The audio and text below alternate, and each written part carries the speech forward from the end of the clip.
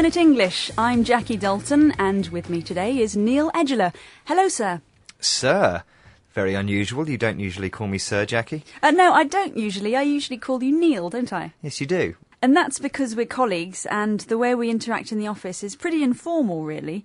It's quite relaxed. We just use each other's first names. And the reason I call you Sir is because the topic of today's programme is formality, or lack of formality, at work. So, do you work somewhere where you can behave in a relaxed way around colleagues? Or do you have to be very polite and maybe a bit distant? Is there a dress code?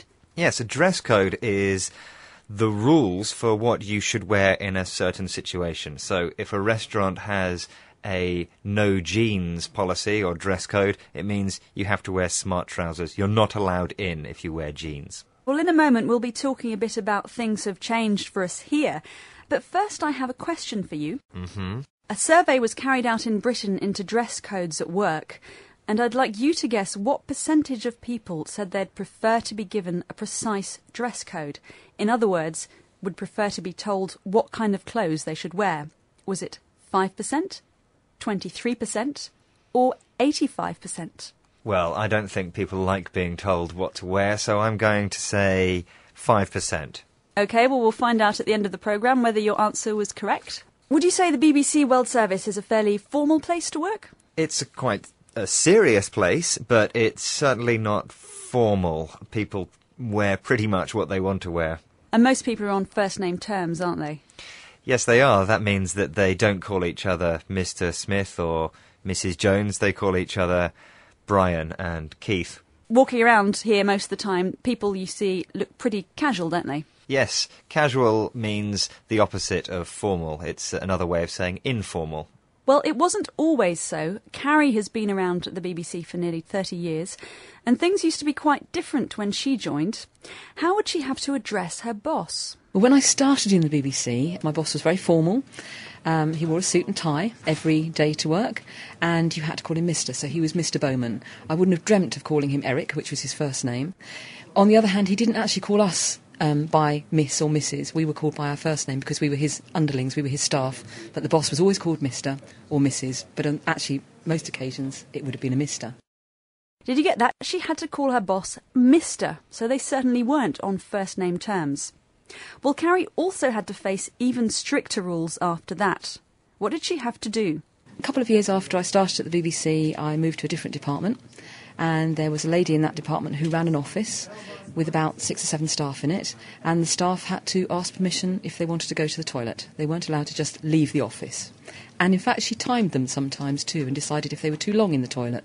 Carrie had to ask permission to go to the toilet. Yeah, to ask permission means to ask if you can do something, if it's allowed. Yes, and in our office we don't have that kind of regime anymore, do we? We don't have to ask permission if we want to leave the room for a while. No, we can do pretty much what we want to do as long as we finish our work. Exactly. bbclearningenglish.com.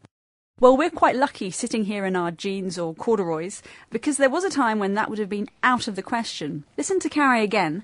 What did newsreaders at the BBC used to have to wear while they were presenting? Long before I joined, the newsreaders, which at that stage would have been on radio rather than on television, had to wear dinner jackets to read the news, even though nobody could see them other than the other people in the studio. Neil, they had to wear dinner jackets, even when they were on radio and no one could see them. Yes, a dinner jacket's that very formal style of suit that people wear when they go out to a formal event, for example, at the Oscars or something like that. It's that black jacket, black trousers and a bow tie, not a normal tie, a very small bow tie. This kind of suit is often called a tuxedo as well. A few decades ago, in some workplaces in Britain, this concept of dress-down Fridays was introduced. Dress-down Friday means that during the rest of the week you wear quite smart clothes, maybe a shirt and tie, possibly a suit. And on a Friday you can come in your jeans, T-shirt, whatever you want. You dress down, it's less formal.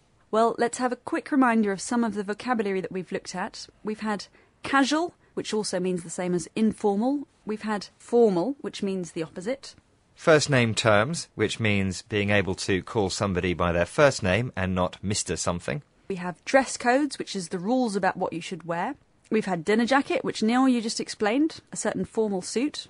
And we had to ask permission, which means to ask if you can do something, if it's allowed. And finally, the answer to this week's tricky question. I asked what percentage of people in Britain said they would prefer to have a precise dress code, and you said 5%, Neil. And you were absolutely wrong. It's 85%, believe it or not, which I find shocking. That's really disappointing. People have got no imagination. Exactly. So I can take it from that, Neil, that you prefer to work in a fairly informal environment. Exactly. I mean, what I'm wearing at the moment is what I wore in bed. Well, that's all for this week, but do join us again soon for more 6 Minute English. Goodbye. Bye. bbclearningenglish.com